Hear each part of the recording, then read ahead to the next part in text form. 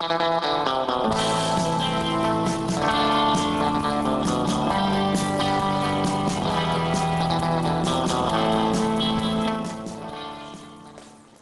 I have here is a beaker of hot water, which I've added some food coloring to so that it's red, and some cold water to which I've added blue food coloring so that it's blue. And what I'm going to do is I'm going to pour them into this 2-liter beaker that I've divided with a piece of foam core.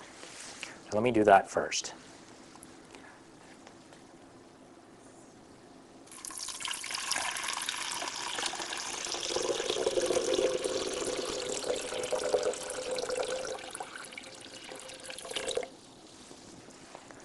Okay, so now remember, the hot water is red and the cold water is blue. And let's see what happens when I pull this piece of foam core out.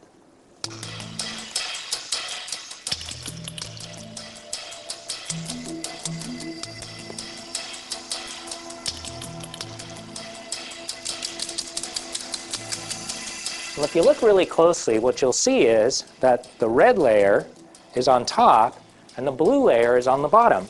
And it's actually reasonably well layered. Now that it's sort of settled down, maybe it would help to have a piece of white board behind it, that it's pretty highly stratified. Now, what's floating on top?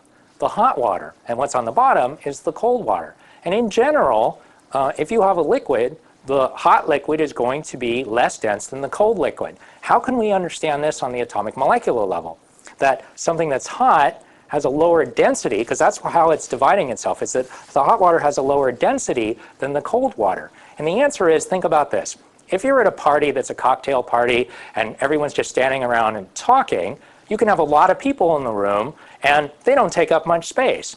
But if you have a dance party where people are, gyrating and bumping into each other and knocking each other down, then they're going to take up a lot more space. They have more energy, they're going to take up more space. So the idea is that when you have something with a lot of energy, it occupies a greater volume, all other things being equal. So the same amount of compound, the one that has the greater average kinetic energy is going to take up more space. We see this also in gases, that hot gases have a lower density than cold gases. Well, in this case, what we're observing is that hot water has a lower density than cold water, and so this is why hot water floats on cold water. Now, where this might impact your life is that this has been sitting around for a while now, and it's still pretty clearly the case that the hot water is on top of the cold water. When you draw your bath, if you draw first cold water and then hot water, it's going to be somewhat stratified. And so even though the water on average is some temperature that's very comfortable, you might find that you still get burned because the hot water is sitting in a layer on top and the cold layer is sitting on the bottom. And so if you want to avoid getting burned, what you need to do is turn on both taps and run the water out at a temperature that you want so that there's much more intimate mixing as opposed to running just hot water and then just cold water or vice versa.